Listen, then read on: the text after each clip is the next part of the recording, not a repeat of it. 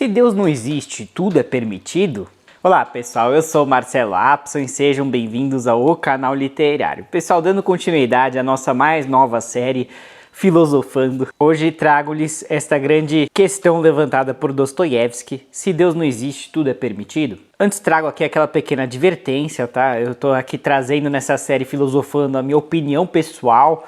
Eu entendo que esses assuntos que eu estou trazendo não existe necessariamente um certo e um errado, né? São questões muito subjetivas e vocês estão obviamente livres para discordar, inclusive pelos comentários. Sempre peço-lhes para que o façam respeitosamente e obviamente que 99,9% de vocês são extremamente respeitosos. É que vem de vez em quando alguém lá querendo tumultuar nos comentários e às vezes tem que apagar se há ofensas pessoais ou coisas do gênero. Mas eu adoraria escutar sim a opinião de vocês, mesmo que seja divergente da minha. Primeiramente eu queria dar para vocês o contexto desta pergunta, que na verdade não é nenhuma pergunta e nem é colocada diretamente por Dostoiévski. Temos o grandíssimo romance de Dostoiévski, Os Irmãos Karamazov, onde uma das personagens, Ivan Karamazov, um nihilista, ele não acredita em Deus, mas ele tem essa espécie de niilismo absoluto, onde ele faz esse tipo de colocação para uma outra personagem. Ele diz: olha, se Deus não existe, então tudo é permitido. Acho que convém também entender a pergunta, porque entendo eu que há mais de uma maneira de compreendê-la. E aí também temos respostas diferentes para cada interpretação da pergunta. É interessante que essa é uma questão levantada não apenas em Os Irmãos Karamazov, mas também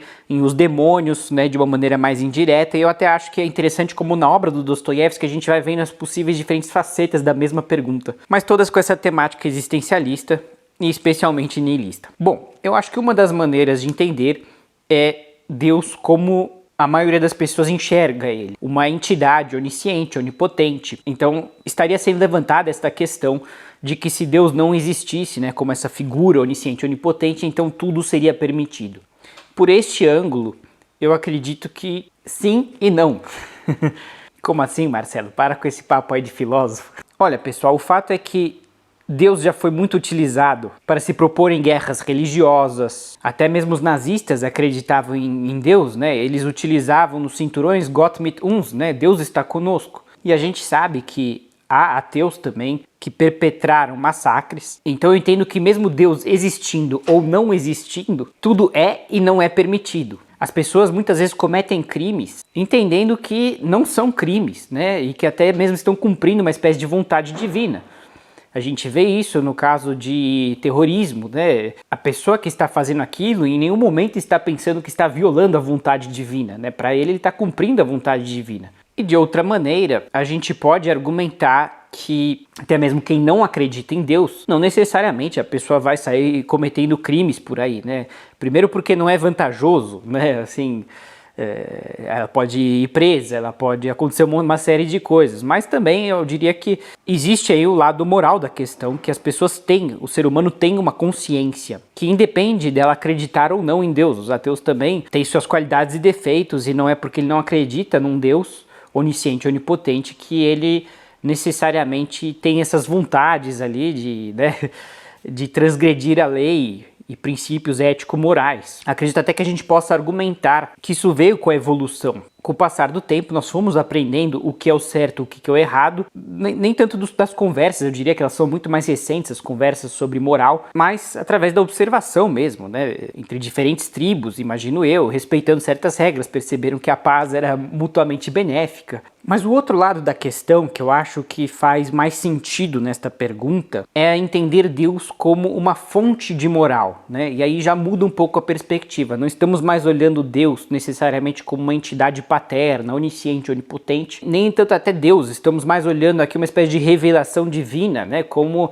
é clamada por teólogos da Bíblia, do Corão, né? Das mais diversas religiões. Cada um clama que teve essa revelação divina, e a tese seria de que é necessário uma moral objetiva, né? E isso cai na questão que é muito cotidiana, né? Se a moral é objetiva ou é subjetiva, né? Os ateus afirmando que ela é subjetiva e muitas pessoas crentes clamando que ela é objetiva, afinal ela está na Bíblia. Dostoiévski parece abordar essa questão mais por este ângulo em Os Demônios, onde tem uma personagem chamada Chatov, que ele era um nihilista, mas ele acaba querendo voltar de certa maneira, não ao cristianismo eu diria, mas ao deísmo. Ele não consegue deixar de acreditar que a moral tem que ser objetiva, né? Ele discorda ali dos nihilistas, e ele começa a argumentar com uma outra personagem, o Stavrogin, que é necessário ter um conceito objetivo do que é o bem e o que é o mal. E cada povo tem o seu. É muito interessante essa passagem, está em Os Demônios, vale a pena ler a obra. Mas e aí caímos, acredito eu, com todo respeito a Dostoiévski, numa falácia, que a moral, ela não tem como ser objetiva. Sim, antes que já me interrompam, assim, já estou imaginando seus pensamentos,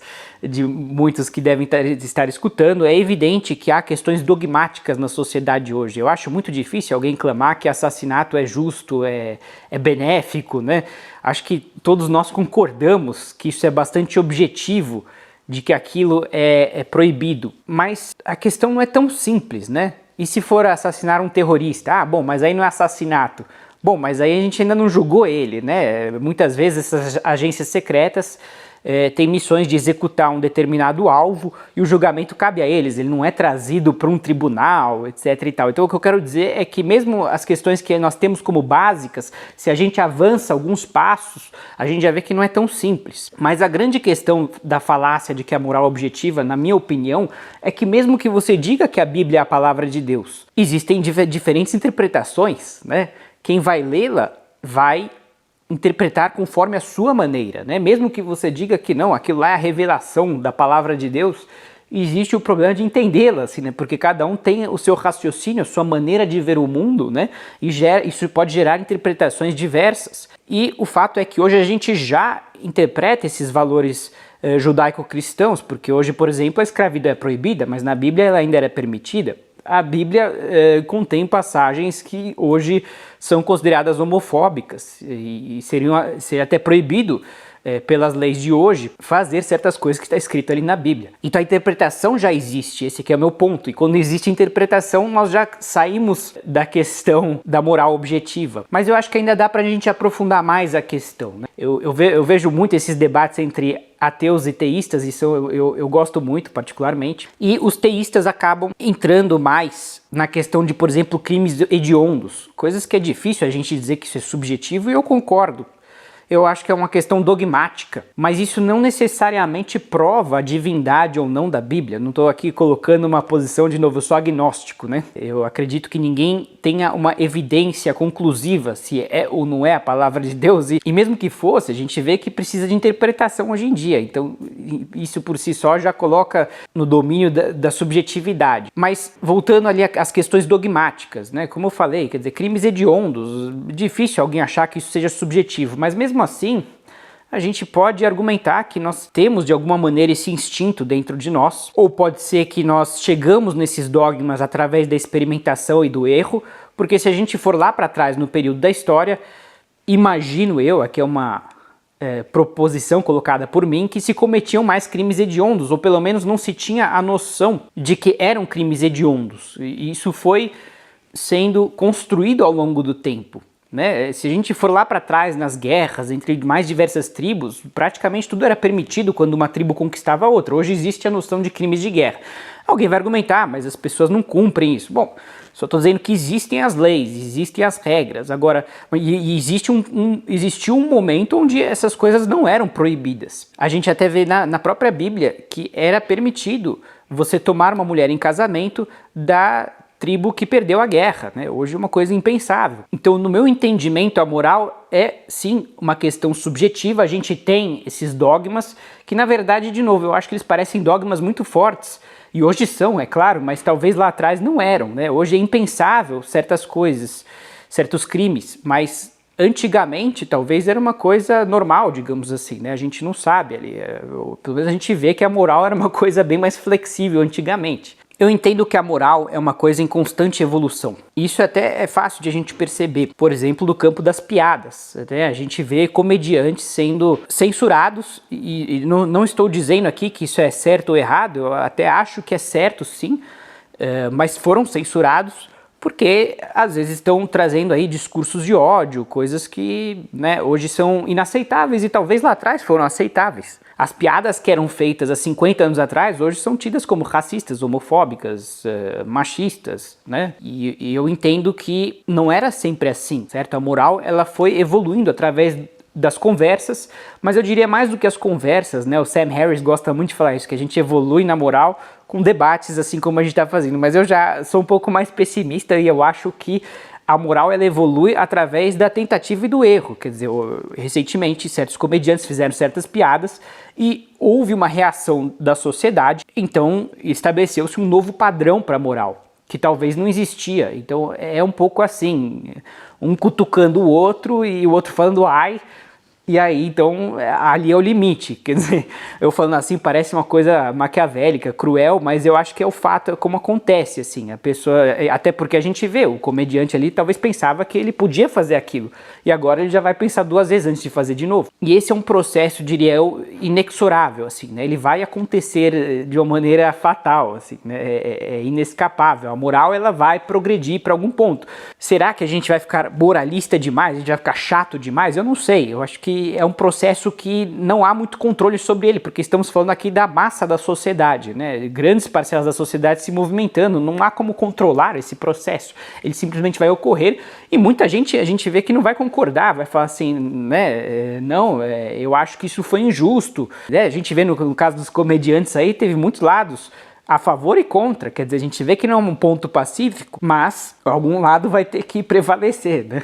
Assim eu entendo. Agora, voltando então à questão, por trás dessa questão, se Deus não existe, tudo é permitido, existe aí essa falácia de que a moral é objetiva, e talvez eu diria até um desejo de que ela fosse objetiva, né? E isso é uma coisa que tem muito na religião, assim, né? De oferecer para a pessoa um conjunto de valores e princípios que de certa maneira facilita, né, essa questão, assim, a pessoa não precisa ficar meditando sobre cada assunto, será que isso é certo, será que isso é errado, né? A religião já dá as respostas prontas. Agora, existe a questão também, né, voltando ainda na própria religião, em Deus, se Deus não existe, tudo é permitido, mas aí a gente pode ainda perguntar qual Deus, né? O Deus do Corão, o Deus da Bíblia cristã, o Deus judaico. Cada um desses deuses tem o seu conjunto de valores e morais, né? E por si só muitos já são contraditórios. Se a gente tentar falar assim, não todos, já teremos um problema, porque um vai permitir uma coisa que o outro vai proibir. Então, de novo, meu ponto aqui, espero não ofender ninguém, eu estou tocando aqui em assuntos espinhosos. A questão é que a moral é, em grande parte, subjetiva. É claro que hoje em dia a gente tem questões muito dogmáticas, por exemplo, a proibição de ferir uma outra pessoa gratuitamente, né? Isso inclusive se baseia naquela regra de ouro, né? Não faça ao outro aquilo que você não gostaria que fizesse a ti, que é trazida da Bíblia, mas também acredito eu que tem outras fontes aí. E mesmo que essa regra viesse da Bíblia, de novo cabe a interpretação, porque você está aceitando essa regra, mas não está aceitando várias outras que estão ali, né? Então, com isso eu espero fazer o ponto aqui de que a moral ela é em grande parte subjetiva. Talvez existam princípios objetivos que nós como espécie humana adotamos, né, como dogmáticas. Mas mesmo esses, a gente vê também que existem pessoas que violam esses princípios, né? Como eu falei em outro vídeo até da santidade da vida, né? No sentido assim, não pró-vida, pró-aborto, essas coisas, não. A santidade da vida no sentido de não ferir um outro, né? Assim, gratuitamente. A gente vê que esse princípio ele é violado também. Tem gente que entende que não, aquela pessoa é uma inimiga dele, já que ela o prejudicou, então ela também pode prejudicá-la, né? Se a gente ir 2 passos além, né, a gente começa a ver que as questões morais são extremamente complexas. E aí, então, cabe a questão, mas então o que fazemos, né? Como chegar numa moral objetiva? Eu acho que é uma pergunta impossível. É impossível você chegar num padrão objetivo. A gente vê essa questão recente dos comediantes, uma parcela a favor, uma parcela é contra, mas eu acho que através do debate a gente vai evoluindo certos conceitos. De novo, se a gente pegar vídeos aí de 100 anos atrás, propagandas nos comerciais, eles eram muito racistas, muito machistas, tá cheio de propaganda machista por aí, que hoje se passar na TV vai ser devidamente censurado, vai ser criticado, vai ser processado, né? Então, eu acho que é isso, a moral ela é uma coisa que está em constante evolução. Pode ser que uma coisa que é permitida hoje, até mesmo socialmente aceitável, daqui a 10, 20, 30, 100 anos, seja uma coisa impensável e até mesmo dogmática. Para mim, a maior evidência de que a moral é algo subjetivo é o fato de que ela mudou muito ao longo do século, né? É só a gente ver de novo, pegar as propagandas, as piadas, os posicionamentos de políticos, né? Eu lembro que eu estava até num museu, cartaz de um político lá de antigamente, ele se declarava xenófobo e prometendo resolver a questão da imigração, ou até mesmo se confessava nazista. Quer dizer, isso é impensável hoje em dia, mas naquela época, bom, era a opinião dele, né? Não era discurso de ódio, mas hoje a gente sabe que isso é discurso de ódio.